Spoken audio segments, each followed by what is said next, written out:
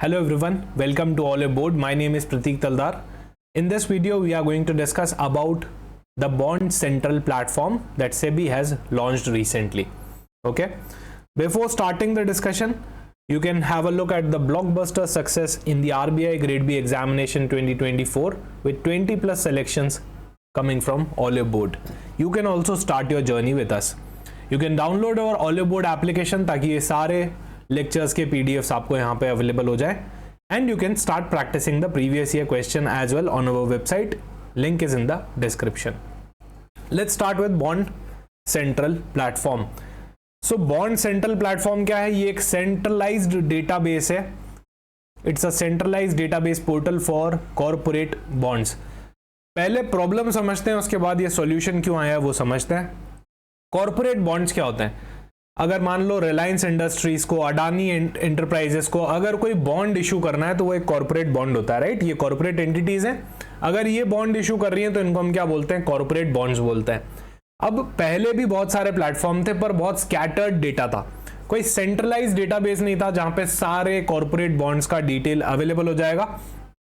यहां पे सेबी ने एक सेंट्रलाइज डेटाबेस निकाला है बॉन्ड सेंट्रल नाम से, राइट? बॉन्ड सेंट्रल नाम से एक सेंट्रलाइज डेटाबेस निकाला है.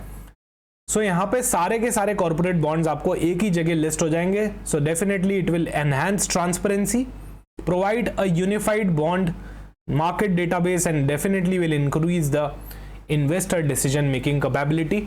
ये बहुत इंपॉर्टेंट होने वाला है एग्जाम के पर्सपेक्टिव से. लास्ट तक बने रहिएगा.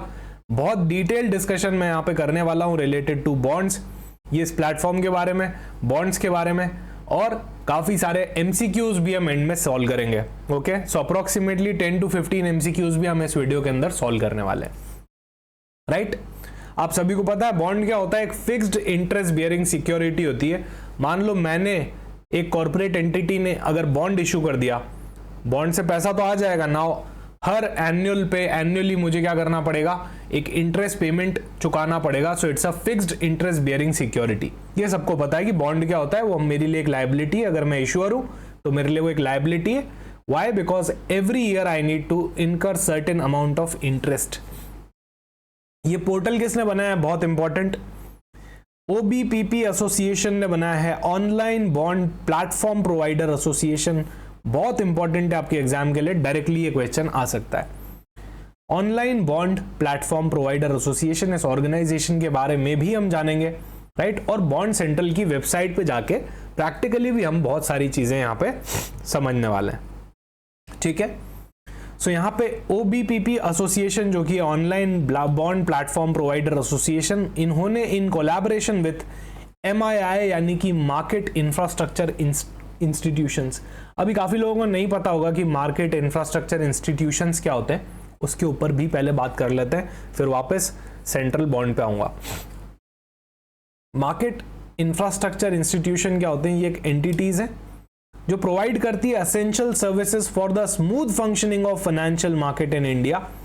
इंडिया का फाइनेंशियल मार्केट बहुत ही स्मूथली चले, इसलिए काफी सारी सर्विसेज ये सारी एंटिटीज प्रोवाइड करती हैं.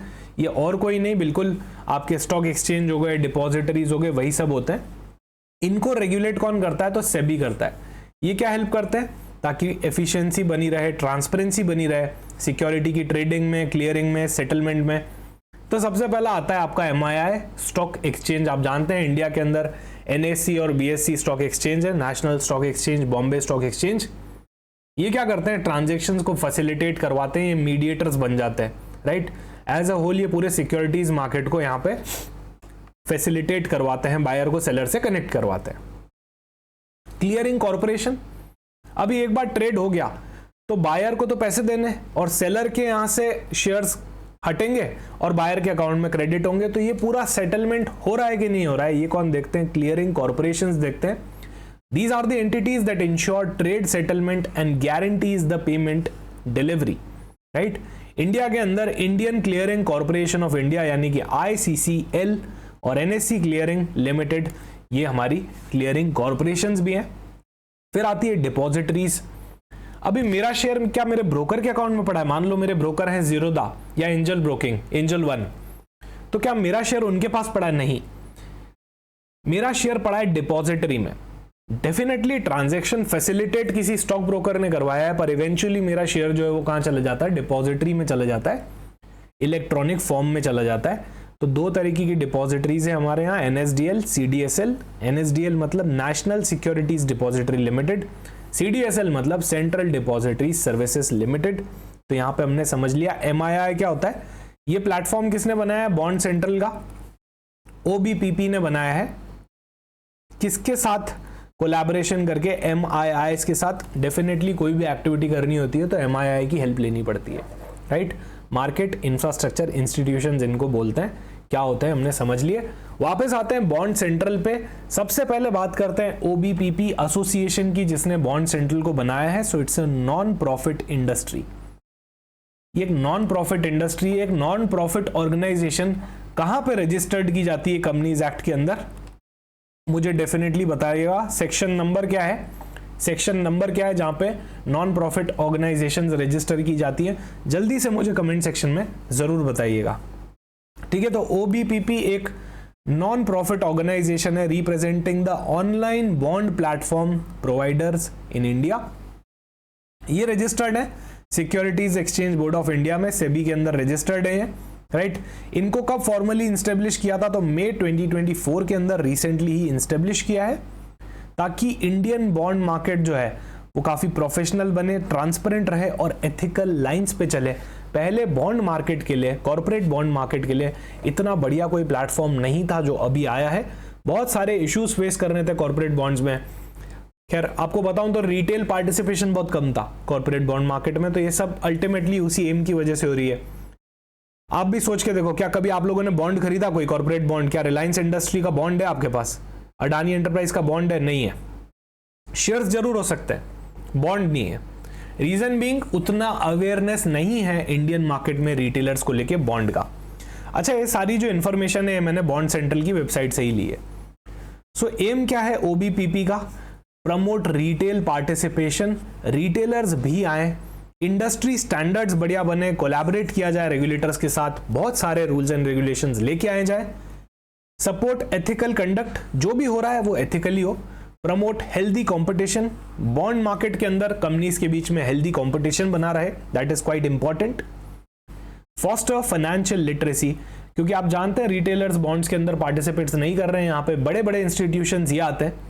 जब फाइनेंशियल लिटरेसी नहीं होगी तब रिटेलर आएगा कैसे? पहले उसको लिटरेट करना पड़ेगा कि भाई तुमको बॉन्ड में क्यों इन्वेस्ट करना जरूरी है। जैसे काफी सारे रिटेलर्स SIP मार्केट में इन्वेस्ट करते हैं क्योंकि वहां इनफ फाइनेंशियल लिटरेसी है जो बॉन्ड मार्केट के अंदर लैक कर रही है। इसीलिए ये बहुत इंपॉर्टेंट इनिशिएटिव होने वाला है, यही एम है OBPP ऑर्गेनाइजेशन का। कुछ objectives: foster the growth and development of bond purchasing market online in India. तो लोग बॉन्ड ऑनलाइन ज्यादा खरीदते नहीं है, राइट? तो उस मार्केट को डेवलप करना, फॉस्टर करना, represent the interest of its member in discussion with the regulatory bodies. तो RBI, SEBI जैसी रेगुलेटरी बॉडीज के अंदर वहां पे उनसे डिस्कशन करना, इस मार्केट को आगे लेके जाना। Develop and promote standardized operational guidelines, bond platform के लिए ऑपरेशनल गाइडलाइंस लेके आना, ये भी हमारा ऑब्जेक्टिव है OBPP का। ट्रांसपेरेंटली हो जो भी हो, और मॉनिटर होता रहे सारा कंप्लायंस हो रहा है कि नहीं हो रहा है as per the industry standard and ethical guidelines. Increase the investor awareness, वही की वही बातें देखो घूम फिर के वापस आ रही है। इन्वेस्टर का जो कॉन्फिडेंस है इंक्रीज किया जाए, नॉलेज लेवल इंक्रीज किया जाए, ताकि ज्यादा से ज्यादा लोग बॉन्ड मार्केट के अंदर भी पार्टिसिपेट करें, राइट? ये बहुत इंपॉर्टेंट होने वाला है आपके SEBI एग्जामिनेशन के लिए। कुछ ऑब्जेक्टिव्स यहाँ पे बॉन्ड सेंट्रल के क्या ऑब्जेक्टिव्स हैं? It's a single authentic source of information. पहले बॉन्ड की इंफॉर्मेशन बहुत सारी वेबसाइट्स पे अवेलेबल हुआ करती थी, उस वजह से एक फालतू का कंफ्यूजन क्रिएट होता था इन्वेस्टर्स के माइंड में, राइट? तो क्यों ये प्लेटफॉर्म जेन्युइन ना दिखे, एक ही ऐसा प्लेटफॉर्म हो एकदम ऑथेंटिक हो जहां पे सारा का सारा डेटा मिल जाए रिलेटेड टू बॉन्ड्स। मैं आपको प्रैक्टिकली दिखाऊंगा भी कैसा डेटा दिखता है इस प्लेटफॉर्म पे, right? To act as an information repository, सारी इंफॉर्मेशन आपको यहां मिल जाएगी। ये पूरी की पूरी इंसाइक्लोपीडिया है बॉन्ड्स की, राइट? इंफॉर्मेशन रिपोजिटरी है, फ्री ऑफ कॉस्ट है, हर चीज फ्री में है, आप खुद भी जाके कोई भी बॉन्ड के बारे में रिसर्च कर सकते हैं यहाँ पे। स्टैंडर्डाइज्ड बॉन्ड रिलेटेड डेटा, एक स्टैंडर्डाइज्ड बॉन्ड रिलेटेड डेटा है, इंफॉर्मेशन असिमेट्री है यहाँ पे, बिखरी हुई इंफॉर्मेशन नहीं है, कंसोलिडेटेड हर चीज यहाँ पे मिल जाती है। To encourage the retailers participation, ये इंपॉर्टेंट है ताकि आप और हम जैसे लोग भी क्या कर पाए, इन्वेस्टमेंट कर पाए बॉन्ड सिक्योरिटीज में। अभी तक हम लोग क्या करते हैं, स्टॉक मार्केट में इन्वेस्ट करते हैं। बॉन्ड मार्केट एक बहुत बड़ा मार्केट है, बहुत इंपॉर्टेंट है, राइट। की features of bond central, comprehensive bond listing, ये यहाँ पे सारी की सारी कॉर्पोरेट बॉन्ड्स लिस्टेड है, राइट। जितने भी एक्सचेंजेस हैं, इशूअर्स हैं, सारे सबकी यहाँ पे बॉन्ड सिक्योरिटी लिस्टेड है, तो ये कॉम्प्रिहेंसिव बॉन्ड लिस्टिंग मार्केट बन जाता है। enables the investor to compare different bonds easily, आप अलग अलग बॉन्ड्स को कंपेयर कर सकते हो, कौन ज्यादा रेट ऑफ इंटरेस्ट दे रहा है आपको, किसके कौन सा ज्यादा सिक्योर्ड है, राइट। बहुत सारे पैरामीटर्स पे यहाँ पे आप बॉन्ड्स को कंपेयर भी कर सकते हो।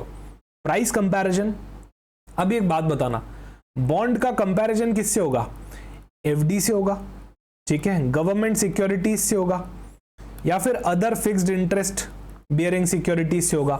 यार बॉन्ड को आप स्टॉक से तो कंपेयर नहीं करोगे ना, ऑब्वियसली स्टॉक बहुत रिस्की होते हैं, बॉन्ड चीज ही अलग है, राइट। ये तो डेट है और वो आपका अलग इक्विटी है, शेयर्स। तो ऐसा कंपैरिजन को करने का कोई सेंस नहीं होता। ऑब्वियसली शेयर मार्केट हमेशा बॉन्ड मार्केट को बीट करेगा in terms of return, but at bad times bond market can be highly secured as compare to stock market. तो एक बैलेंस बना हुआ रहना चाहिए, सबका सब पैसा इक्विटी में थोड़ी इन्वेस्ट करना चाहिए, कुछ पैसा आपकी फिक्स्ड इनकम सिक्योरिटीज के लिए भी बनाना चाहिए। सो ये बॉन्ड सेंट्रल प्लेटफॉर्म एक ऐसा प्लेटफॉर्म है जहां पे आप गवर्नमेंट सिक्योरिटीज के प्राइजेस से भी कंपेयर कर सकते हो, इंटरेस्ट से भी कंपेयर कर सकते हो आपके कॉर्पोरेट बॉन्ड्स को। और भी अदर फिक्स्ड इनकम इंडाइसेस हैं, जैसे कि निफ्टी AAA बॉन्ड इंडेक्स बना हुआ है जो बहुत सारे बॉन्ड्स का कॉम्बिनेशन है, कॉर्पोरेट बॉन्ड यील्ड इंडेक्स बना हुआ है। आप अपनी कंपनी के बॉन्ड को, मान लो मैं रिलायंस इंडस्ट्री के बॉन्ड में इन्वेस्ट करना चाहता हूं, तो मैं उस बॉन्ड को government securities, other fixed income securities, indexes, इन सब से कंपेयर कर सकता हूं। So it's an amazing platform. पहले ये सब चीजें नहीं हुआ करती थी, एक ही जगह पे इतनी सारी चीजें नहीं होती थी। ये सब क्या हेल्प करेगा एक इन्वेस्टर को बेटर डिसीजन। क्या आपको नहीं लगता कि इन्वेस्टर बहुत बढ़िया डिसीजन ले पाएगा, सारी इंफॉर्मेशन उसको एक ही जगह यहाँ पे मिल रही है, राइट। तो मान लो अगर गवर्नमेंट सिक्योरिटीज मुझे 6% दे रही है, एफडी मुझे 6.5% दे रही है, और रिलायंस इंडस्ट्रीज का बहुत ही बढ़िया रेटिंग का बॉन्ड मुझे 7.5% दे रहा है, तो यहां मैं मेरा डिसीजन बना सकता हूं, is it worth taking the risk और नॉट, राइट। ये बॉन्ड सेंट्रल की वेबसाइट है, bondcentral.in। यहाँ पे आप देख सकते हो OBPP एसोसिएशन ऊपर ही ऊपर लिखा हुआ है। इसको किसने बनाया है, OBPP ने बनाया है, definitely in collaboration with MII। तो ये आपको पता होना चाहिए, बहुत ही इंपॉर्टेंट है। आप यहाँ पे देख सकते हो number, total number of issuers कितने हैं, 600+ लोगों ने यहाँ पे बॉन्ड्स लिस्ट करवाए हैं।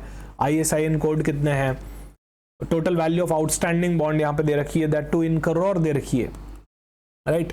बहुत सारी चीजें यहाँ पे डेटा गिवन है। यहाँ पे आप इशूअर के नाम से भी सर्च कर सकते हो, ISIN के नाम से भी, नंबर से भी सर्च कर सकते हो, और यहाँ कुछ एडवांस्ड सर्च के क्राइटेरिया भी हैं जिससे आप सर्च कर सकते हो, राइट। कि रेटिंग के बेस पे करना हो, फिल्टर्स लगाने हो, अलग अलग कर सकते हो। मैं आपको सजेस्ट करूंगा इस प्लेटफॉर्म पे जाओ, प्रैक्टिकली इसको यूज करके देखो। जब हम ऐसी चीजें करते करते पढ़ते हैं तो एक फोटोग्राफिक पिक्चर मेमोरी बनती है, जो कि सबसे स्ट्रॉन्गेस्ट मेमोरी होती है। जब आप डिस्क्रिप्टिव दे रहे होगे RBI का, या फिर भले ऑब्जेक्टिव पेपर होगा कोई सेबी का, RBI का, आपको डेफिनेटली ये चीज याद आएगी जो आपने चीजें लिव करी होती है, खुद करी होती है practically. You can not forget them, right, because you just didn't study them, you have lived them. So I personally आपको एडवाइस करूंगा, अभी कोई नोटिफिकेशन नहीं आया है, आप जाओ जबरदस्त एक्सप्लोर करो सारी वेबसाइट्स को एंड ऑल, ताकि एक फोटोग्राफिक मेमोरी बन जाए आपकी। साथ ही में आप अपनी स्टडीज को कंटिन्यू रखो। एक टाइम आएगा जब आपके या आपके माइंड में चार्ट्स बनने चालू हो जाएंगे कि अच्छा है, तो मैंने इस वेबसाइट पे देखा था। OBPP याद रखने की जरूरत नहीं पड़ेगी उस पर्सन को जिसने इस वेबसाइट को विजिट किया होगा। जिसने नहीं किया होगा वो बार बार ये चीजें याद करेगा, जिसने विजिट करके प्रैक्टिकली एक एक चीज देखी होगी, डेफिनेटली ये सारी चीजें उनको हेल्प करने वाली है। तो यहाँ पे मैंने ऐसे ही एक्सप्लोर करने के हिसाब से अडानी टाइप किया, तो आप देख सकते हो अडानी एयरपोर्ट होल्डिंग लिमिटेड करके एक कंपनी आ गई। यहाँ पे देखो कूपन रेट्स गिवन है। कूपन क्या होता है, बेसिकली ये इंटरेस्ट रेट्स होते हैं। बॉन्ड के केस में इंटरेस्ट रेट को क्या बोलते हैं, कूपन बोलते हैं। मतलब अगर मैं अडानी एयरपोर्ट होल्डिंग लिमिटेड के अंदर मान लो 1 लाख रुपीस डाल देता हूं, ठीक है, तो हर साल मुझे 10% मिलना लग जाएगा, मतलब 10,000 रुपये मुझे यहाँ पे इंटरेस्ट हर साल मिलने लग जाएगा, राइट। हर साल मुझे यहाँ पे 10% इंटरेस्ट मिलने लग जाएगा, इसका मतलब होता है कूपन रेट। ओके, मेच्योरिटी भी आप देख सकते हो 2029 के अंदर इसकी मेच्योरिटी है, रेटिंग भी दे रखी है और बहुत सारी डिटेल्स यहाँ पे अवेलेबल है जो आप चेक कर सकते हो। अब यहाँ पे एक ही बॉन्ड नहीं है अडानी का, आप देख सकते हो बहुत सारे बॉन्ड्स है, सबकी मेच्योरिटी डेट अलग अलग है, राइट, सबकी मेच्योरिटी डेट अलग अलग है यहाँ पे। ओके, तो इस तरह से आपको बहुत सारी चीजें, आप भी अपनी कंपनी, कोई भी आपको कंपनी है जिसको आप ट्रैक करते हो, रिलायंस हो सकती है, कोई भी हो सकती है, उसको आप नाम डाल के यहाँ पे देख सकते हो। कंपैरिजन टूल भी है यहाँ पे, राइट, जिससे आप कंपैरिजन कर सकते हो बेसिकली।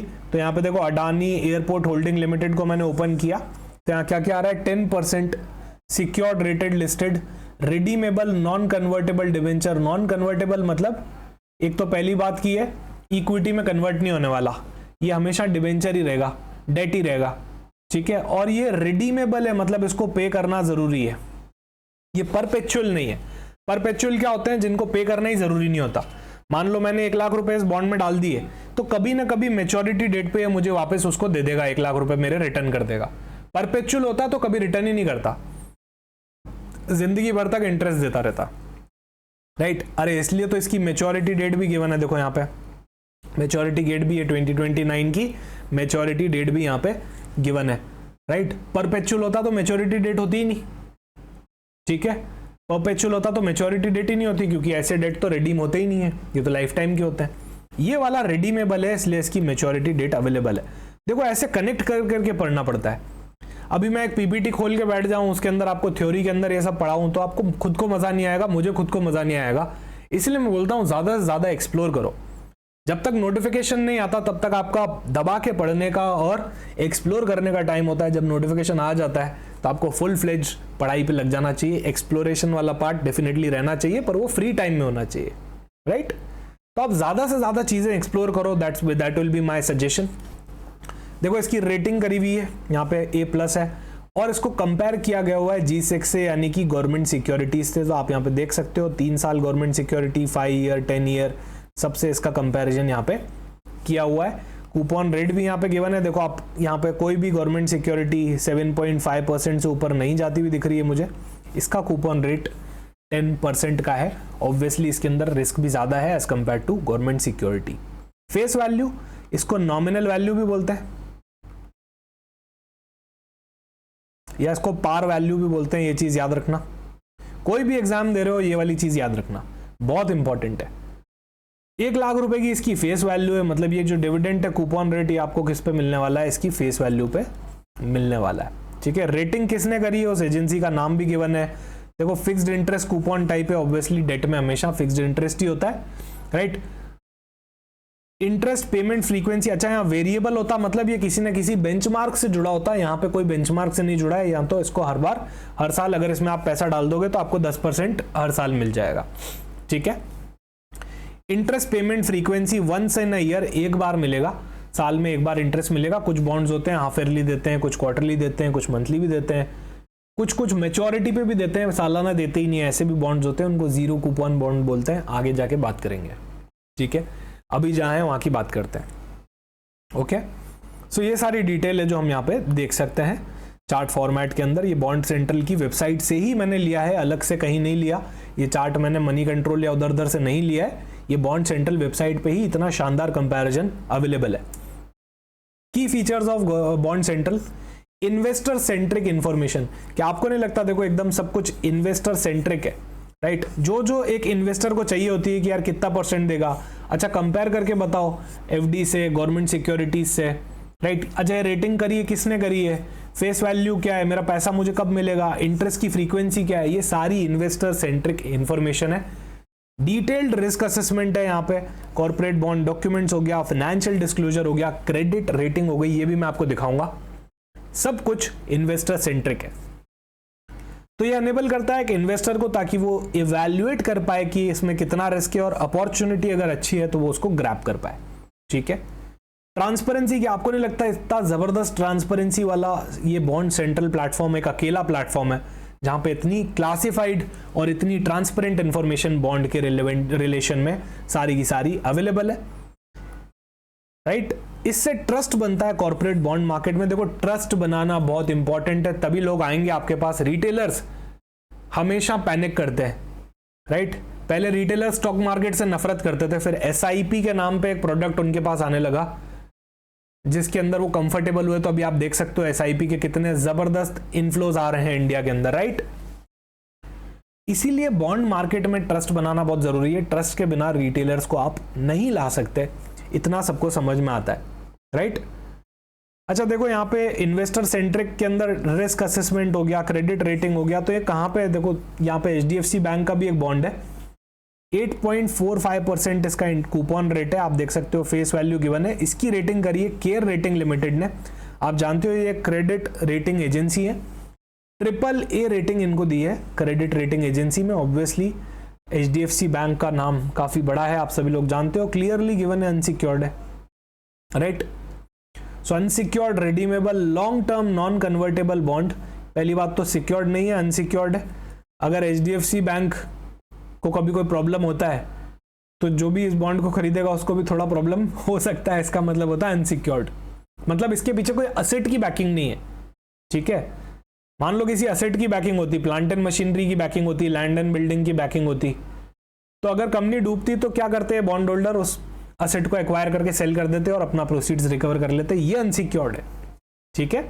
रिडीमेबल है मतलब एचडीएफसी बैंक आपको पैसा चुकाएगा। देखो मैच्योरिटी पीरियड भी गिवन है 2025, राइट। 31 मार्च आ रही है तो अभी आ रहा है, कुछ ही दिनों में आ रहा है, 1-2 दिन में, राइट। तो यहाँ पे मैच्योरिटी पीरियड भी गिवन है तो अभी रिडीम होने वाला है। तो देखो यहाँ पे इन्वेस्टर सेंट्रिक है सब कुछ। फिर उसके बाद फ्यूचर एनहांसमेंट, इस पोर्टल पे बहुत सारे एनहांसमेंट होने वाले हैं। ये तो अभी पिक्चर तो अभी शुरू हुई है, ये तो पहला फेज है, राइट। ये लाइव कब हुआ था, 27 फरवरी को ये लाइव हुआ था। ऑलमोस्ट क्लोज टू 1 महीना हो गया, आज 27 मार्च है, ठीक है।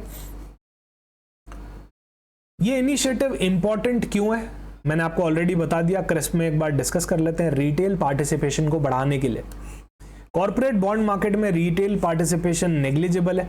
आप खुद ही देख लो, क्या आपके किसी फ्रेंड ने कभी किसी बॉन्ड में इन्वेस्ट किया, क्या आपके घर वालों ने कभी किसी बॉन्ड में इन्वेस्ट किया, नहीं किया। उनने कहा यार कौन इतनी माथाफोड़ी करे, काम करो एफडी करवा लेते हैं, राइट। तो यहाँ पे रिटेल पार्टिसिपेशन कम है, इसीलिए यहाँ पे बहुत जरूरी था ये वाला इनिशिएटिव लाने के लिए। रिटेलर्स जो होते हैं वो प्रेफर करते हैं फिक्स डिपॉजिट्स को, म्यूचुअल फंड्स को, ज्यादा से ज्यादा गवर्नमेंट सिक्योरिटीज को। कॉर्पोरेट बॉन्ड तो नाम ही नहीं सुना होता है, लोगों को पता ही नहीं होता है कि ऐसे कॉर्पोरेट बॉन्ड्स होते भी हैं। क्यों? क्योंकि लैक ऑफ अवेयरनेस है, पता ही नहीं है। तो इसलिए बॉन्ड सेंट्रल का यहाँ पे बहुत ही स्ट्रॉन्ग रोल रहने वाला है रिटेलर्स को पार्टिसिपेशन करवाने के अंदर। Need for unified bond market database, अरे पहले कुछ यूनिफाइड डेटाबेस था ही नहीं, सेंट्रलाइज्ड डेटाबेस था ही नहीं, बिखरा हुआ मार्केट था, उसको यूनिफाइड कर दिया। जब बिखरा हुआ मार्केट होता है तो रिटेलर और पसंद नहीं करते, रिटेलर को रिस्क लगता है उसमें कि अरे यार कितनी वेबसाइट पे जाके क्या क्या देखना पड़ रहा है, छोड़ो यार एफडी करवा देते हैं। 1% की तो बात है, 2% की तो बात है, कम कमाएंगे पर रिस्क फ्री कमाएंगे। अभी ये चीज ओवरकम यहाँ पे हो सकती है, राइट। तो ये सारा डेटा स्टैंडर्डाइज कर दिया, फ्री ऑफ कॉस्ट अवेलेबल करवा दिया, और यहाँ supporting SEBI's broader market reform. SEBI खुद चाहता है कि बॉन्ड मार्केट में पार्टिसिपेशन बढ़े। यार सेबी तो और उल्टा डेरिवेटिव के अंदर रूल्स लगाया जा रहा है कि डेरिवेटिव मार्केट के अंदर तो रिटेलर का पार्टिसिपेशन बढ़े जा रहा है। That is highly risky. 90+% लोग वहां से लॉस खा रहे हैं रिटेलर्स, फिर भी वहीं जा रहे हैं। बॉन्ड मार्केट बढ़िया फ्लरिश कर रहा है इंडिया के अंदर, बहुत सिक्योर्ड है, अच्छे रिटर्न्स बन रहे हैं। ऑब्वियसली सेफ रिटर्न्स तो थोड़े से कम ही होते हैं as compare to other market, but कम से कम पैसा डूब तो नहीं रहा है। फिर भी सेबी परेशान है कि यार कोई आ नहीं रहा है बॉन्ड मार्केट में, रिटेलर सब जाके डेरिवेटिव में F&O ट्रेडिंग कर रहे हैं, कॉल ऑप्शन पुट ऑप्शन लगाए बैठे, राइट। रोज सुबह उठ के कॉल ऑप्शन खरीद लिया, पुट ऑप्शन खरीद लिया, 4 दिन मार्केट गिर गया मतलब आज बढ़ेगा तो कॉल ऑप्शन खरीद लिया, इस तरीके की चीजें हो रही है, राइट। सो ये सेबी का ब्रॉडर एजेंडा है कि मार्केट को स्ट्रेंथन करना है, enhance the corporate bond market transparency and encourage retailer participation. तो कंक्लूजन आप यहां देख सकते हो, ये एक सिग्निफिकेंट स्टेप है बॉन्ड मार्केट को फ्लरिश करने के लिए, राइट। और बाकी की सारी चीजें हम डिस्कस कर चुके हैं, बार बार रिपीट नहीं करूंगा, ओके। अभी इसी वेबसाइट को नेविगेट करते करते मुझे काफी सारी चीजें मिली जो आपके एग्जाम के लिए रेलेवेंट हो सकती है। भले आप नाबार्ड दे रहे हो, फाइनेंस, आरबीआई दे रहे हो ग्रेड बी या सेबी दे रहे हो ग्रेड ए, डजंट मैटर। ये सारी चीजें आपके लिए इंपॉर्टेंट हो सकती है। इस वेबसाइट पे बॉन्ड्स के बारे में लिखा हुआ था, मुझे लगा मेरे को ये थोड़ा सा कवर करना चाहिए। ये कवर करके मैं एमसीक्यूज पे आऊंगा, राइट। जैसे ये कवर हो जाएगा मैं आपको एमसीक्यूज बताना चालू करूंगा जो कि इंपॉर्टेंट हो सकते हैं एग्जामिनेशन पर्सपेक्टिव से, तो लास्ट तक बने रहिएगा। पहला आता है गवर्नमेंट बॉन्ड। ये ऐसे बॉन्ड है जो गवर्नमेंट खुद इशू करती है, ये डेट सिक्योरिटीज होती है जो गवर्नमेंट इशू कर रही है, ऑफरिंग रेगुलर इंटरेस्ट पेमेंट। अब क्योंकि गवर्नमेंट खुद इशू कर रही है तो यहाँ पे तो ये हाईली सिक्योर्ड हो गए, हाईली सिक्योर्ड हो गए, तो इंटरेस्ट रेट भी इन पे थोड़ा सा कम मिलता है। फाइनेंस का रूल है, रिस्क बढ़ेगा तो रिटर्न भी बढ़ेगा, रिटर्न बढ़ेगा तो रिस्क भी बढ़ेगा। अच्छा, रिटर्न कम होगा तो रिस्क भी कम होगा, राइट। तो यहाँ पे रिस्क कम है तो रिटर्न भी कम है। जैसे कि ट्रेजरी बिल्स हो गए तो government securities, sovereign gold bond, state development loan, ये सारे क्या हैं आपके गवर्नमेंट बॉन्ड्स के एग्जाम्पल है। फिर आते हैं कॉर्पोरेट बॉन्ड्स, जिसके लिए बॉन्ड सेंट्रल प्लेटफॉर्म का उद्घाटन इनॉग्रेशन किया गया है, राइट। बॉन्ड्स, कॉर्पोरेट बॉन्ड्स, तो जो कॉर्पोरेट एंटिटीज होती है, Reliance industries, Adani enterprise, Piramal enterprise, बहुत सारी कंपनीज है, राइट। ये कॉर्पोरेट बॉन्ड्स प्रेफर करती हैं। जनरली ये अनसिक्योर्ड होते हैं, जैसे डिबेंचर्स हो गए, ये अनसिक्योर्ड होते हैं, डिबेंचर्स अनसिक्योर्ड होते हैं, ठीक है। यूजुअली जिनके पीछे कोई फिजिकल असेट का बैकिंग नहीं होता। मान लो अगर मैं एक डिबेंचर इशू कर रहा हूं तो डेफिनेटली ये मुझे फिक्स्ड इनकम देगा, पर इसके पीछे कोई बैकिंग नहीं है। कुछ बॉन्ड्स ऐसे भी होते हैं जिनके पीछे बैकिंग होती है, जैसे मान लो प्लांट एंड मशीनरी है, लैंड एंड बिल्डिंग है, इनकी बैकिंग है। मतलब अगर कंपनी डूब गई तो आपका पैसा नहीं डूबेगा, ये प्लांट एंड मशीनरी बेच के, लैंड एंड बिल्डिंग बेच के आप रिकवर कर सकते हो। इसी को बोलते हैं सिक्योर्ड और अनसिक्योर्ड, ठीक है। तो कॉर्पोरेट बॉन्ड्स भी यहाँ पे बहुत प्रेवलेंट हैं। बेसिकली ये कॉर्पोरेट एंटिटीज यूज करती हैं। हायर रिस्क होता है as compare to government bonds, तो इसलिए रिटर्न भी हायर होता है, ठीक है।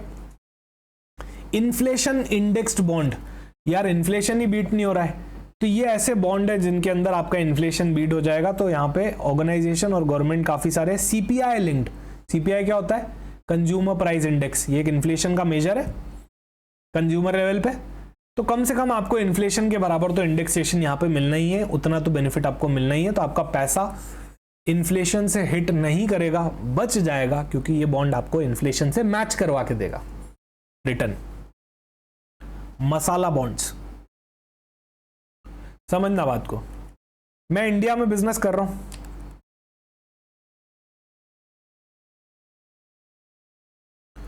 मैंने कहा यार मजा नहीं आ रहा है, काम करते हैं यूएस जाते हैं, वहां पे बॉन्ड इशू करते हैं। समझना, प्रॉब्लम समझना, फिर समझाऊंगा मसाला बॉन्ड क्या होता है। पहले प्रॉब्लम समझना, उसके बाद समझाऊंगा मसाला बॉन्ड क्या होता है। मैंने बॉन्ड इशू कर दिया, ठीक है, यूएस के अंदर इन्वेस्टर्स को बॉन्ड इशू करा। मैंने बोला $1 लाख पे मैं इशू करूंगा। उस दिन एक्सचेंज रेट चल रहा था $1 = 85 रुपी, ठीक है। तो क्या मेरे पास $1 लाख आ गए? हाँ सर आ गए, आ ही गए होंगे। तब इंडिया में लाके मैं $1 लाख का करूंगा क्या? सबसे पहले इसको कन्वर्ट करूंगा। तो जब मैंने इसको कन्वर्ट किया तो मेरे पास 85 लाख आ गए होंगे, राइट। $1 लाख था, 85 रुपी रेट चल रहा था, तो 85 लाख हो गया, सही है। अब इसकी मैच्योरिटी थी 5 साल बाद की। 5 साल क्या 2 साल में पता चला कि रुपये की तो हालत खराब होने लग गई, राइट। $1 हो गया 100 रुपी का। अभी जिन लोगों को लगता है कि रुपये की वैल्यू बढ़ गई, मैं उन लोगों को बताना चाहूंगा यहाँ पर डॉलर की वैल्यू बढ़ रही है भाई।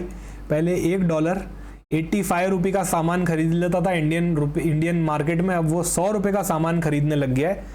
तो रुपये बढ़ रहा है, यहाँ पे दिख तो रुपये बढ़ता हुआ रहा है, अरे भाई वो डॉलर के अगेंस्ट है, डॉलर बढ़ रहा है, रुपये नहीं बढ़ रहा। $1 अब 100 रुपये खरीद सकता है, पहले 85 खरीद सकता था, तो मतलब डॉलर बढ़ गया।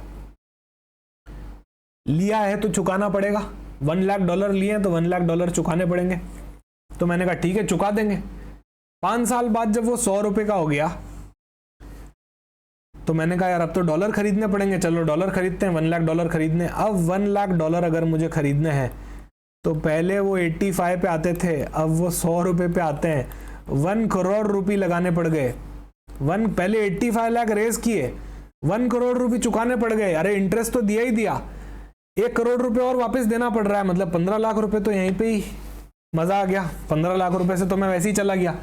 पहले तो 85 लाख आए थे, उस पर इंटरेस्ट भरा 5 साल तक, 5 साल के बाद 1 करोड़ रुपए चुकाने पड़ गए। Why? Because of foreign currency fluctuation. Rupee depreciated heavily in these 5 years, because of that I had a नुकसान ऑफ 15 लाख रुपीज। क्या आपको नहीं लगता ये मेरे साथ बहुत गलत हो रहा है? मुझे तो बहुत गलत लग रहा है, कि आपको नहीं लगता गलत है? तो क्यों ना मैं एक नया प्रोडक्ट यूज करूं। ये तो यार बहुत रिस्की हो रहा है मेरे लिए।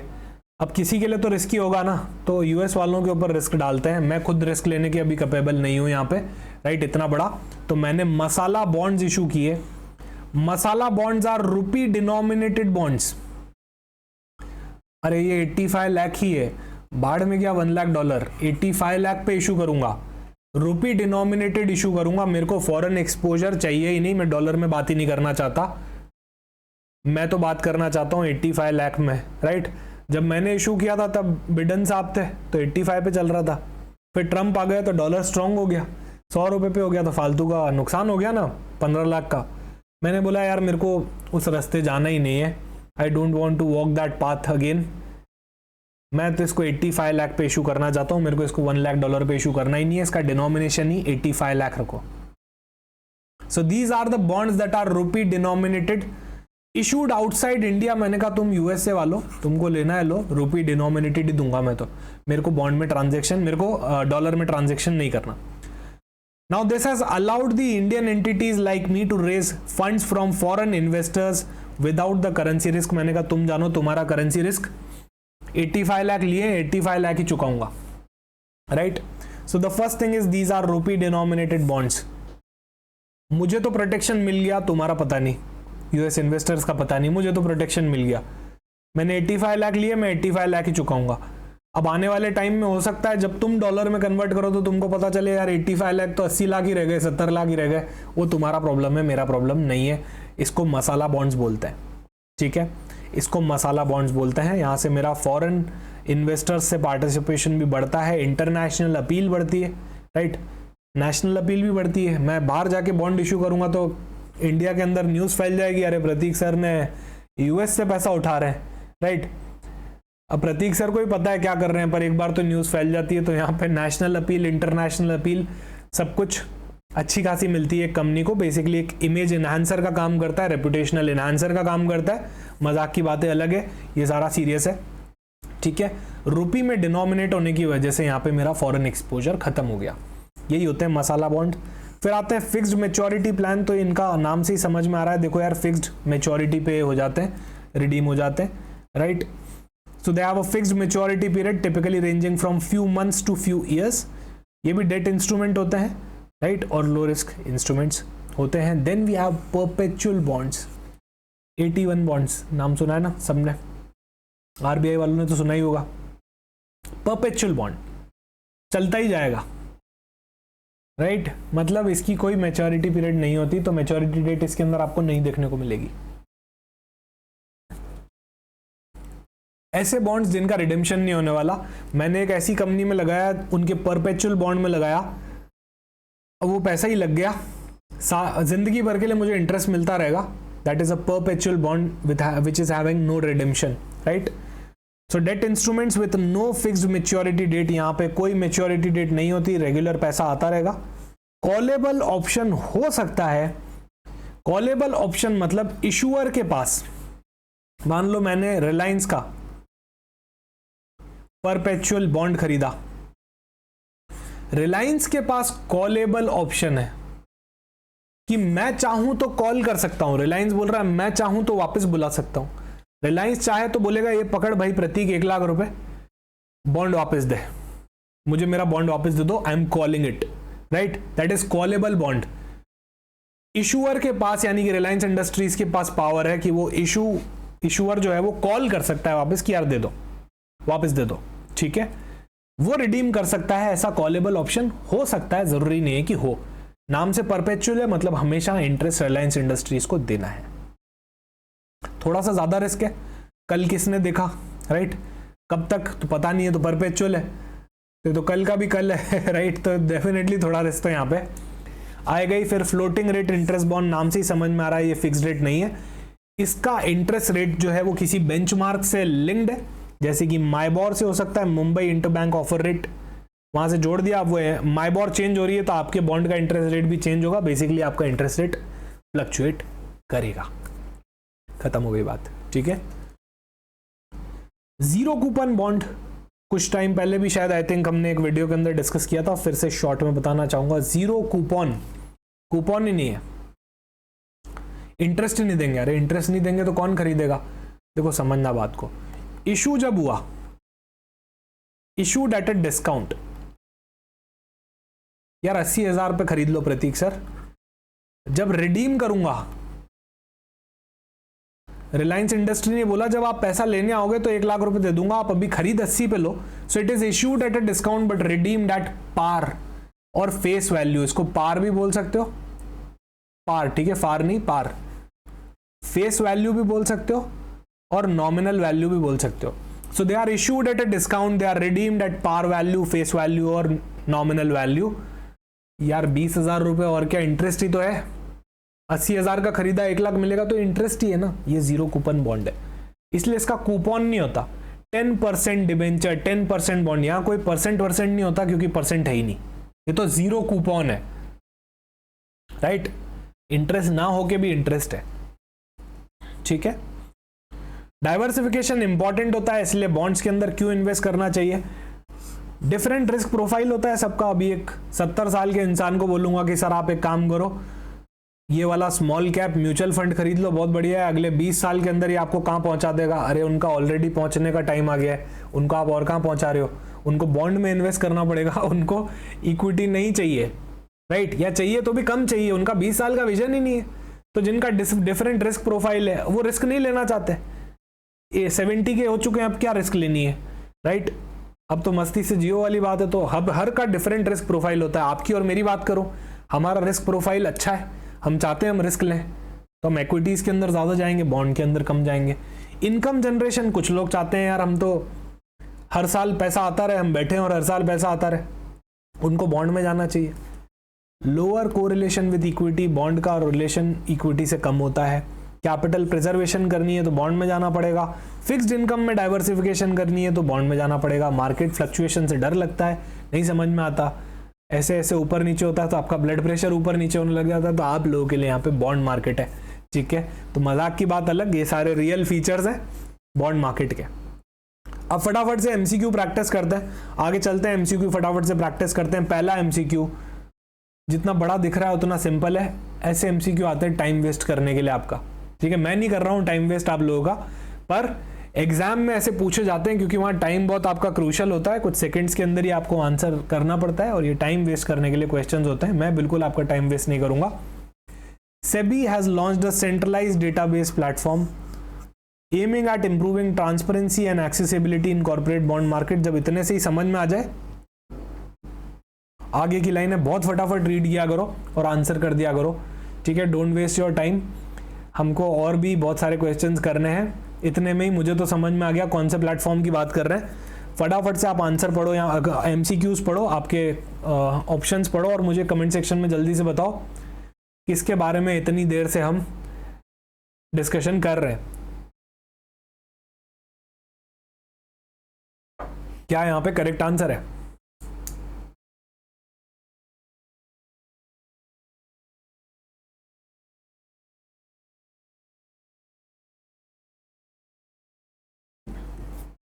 यहां पे the correct answer is obviously bond central, option C.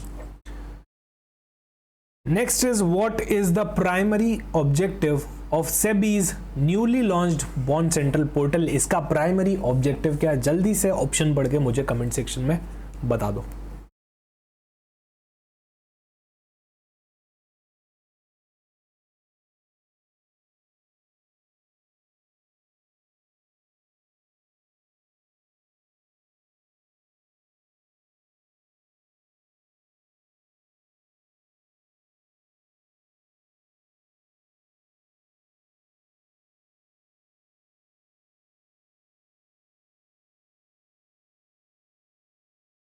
Correct answer है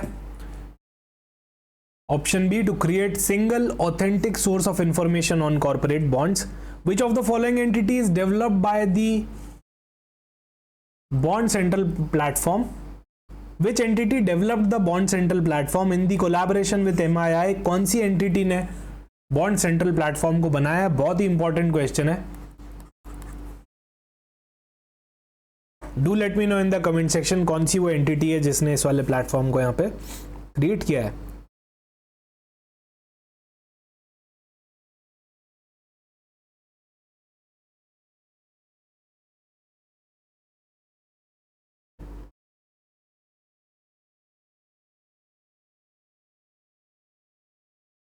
The correct answer here is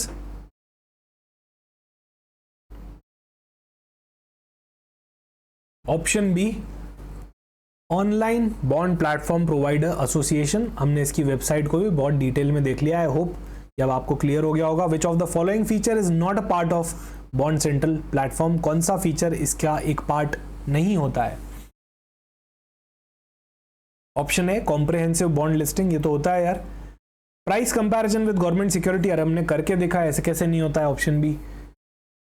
C, free credit rating service for corporate bonds. Sir credit rating तो होती है. अरे यार, पर वो बॉन्ड सेंट्रल प्लेटफॉर्म थोड़ी करता है, वो तो सिर्फ बताता है. क्रेडिट रेटिंग तो क्रेडिट रेटिंग एजेंसी करती है, बॉन्ड सेंट्रल प्लेटफॉर्म थोड़ी करता है. इन्वेस्टर सेंट्रिक रिस्क असेसमेंट, ये भी सही है. Enhanced transparency through standardize bond data, ये भी सही है. तो option C is the correct answer here. This is not a part of Bond Central platform. How does the Bond Central contribute to reducing the information asymmetry in the corporate bond market? आप लोगों को क्या लगता है कैसे यहाँ पे information asymmetry bond market के अंदर ये बॉन्ड सेंट्रल प्लेटफॉर्म करता है, रिड्यूस कैसे करता है?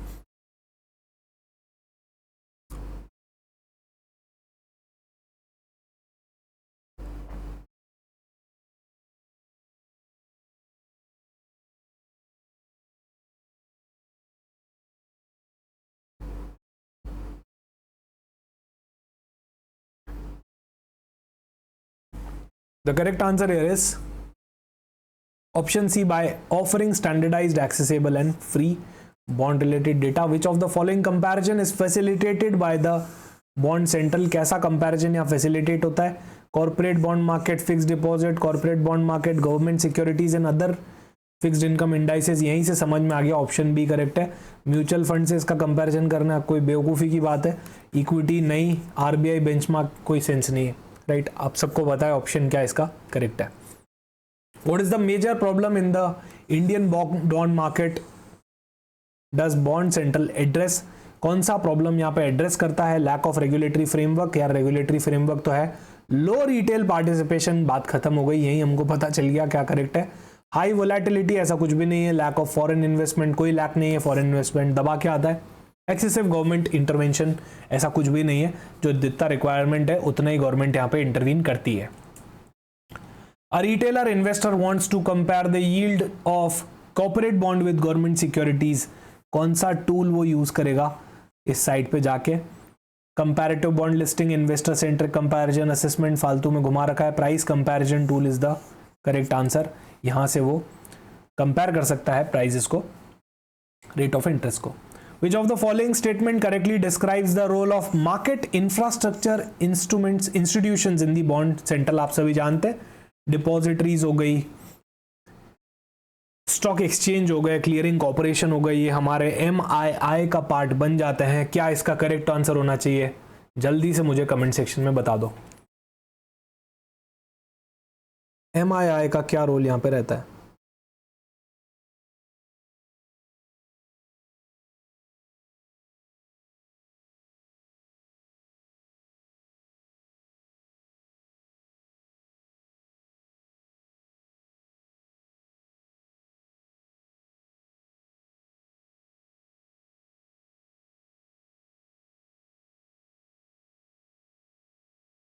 Here the correct answer is option C. MII provide technological and operational support to Bond Central. Next is the Online Bond Platform Provider Association, जिसने Bond Central platform को बनाया, उसकी बात हो रही है. Played a crucial role in developing SEBI's Bond Central platform. किसके साथ बनाया था? MII के साथ बनाया था. अरे क्वेश्चन क्या है, considering its role in market development how is the OBPP association legally classified. इसका क्या लीगल स्टेटस है, क्या है सब्सिडरी है सेबी की, ये गवर्नमेंट रेगुलेटेड फाइनेंशियल इंस्टीट्यूशन है, पब्लिक लिस्टेड एंटिटी है, नॉन प्रॉफिट ऑर्गेनाइजेशन है, सभी को पता है नॉन प्रॉफिट ऑर्गेनाइजेशन है, हमने स्टार्टिंग के अंदर ही पढ़ा था। कौन से सेक्शन में नॉन प्रॉफिट ऑर्गेनाइजेशंस रजिस्टर होती है कंपनीज एक्ट के, वो आप लोग मुझे बताएंगे कमेंट सेक्शन के अंदर। परपेचुअल बॉन्ड क्या होता है, what is a perpetual bond? बहुत सिंपल है यार, अभी हमने पढ़ा है तो सब लोग आई एक्सपेक्ट कि यहाँ पे तो सबके कमेंट्स आने चाहिए कि इसका करेक्ट आंसर क्या होना चाहिए फ्रॉम द गिवन ऑप्शंस।